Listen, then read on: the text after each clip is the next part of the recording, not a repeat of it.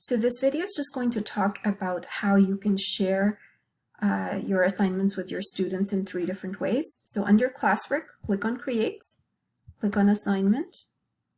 Now after giving this a title, if you click on Create down here, and let's say we wanted slides, so it's going to pop up a new window with an untitled presentation. So I'm just going to name that as well. And let's go back to this view.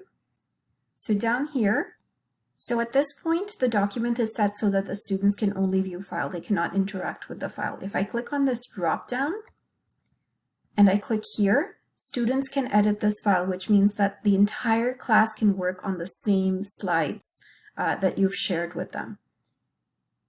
If I log into something that's set like this, that means I can work in it and the rest of the class can work in the same file. If I click on make a copy for each student, this is kind of like your photocopy. So you actually distribute a copy of this document to every student, and when they hand it in, it comes in as a separate file for each student. You can do the same with add. So if you have something that you already have in your Google Drive, you can pick it up from here and then change the settings over here.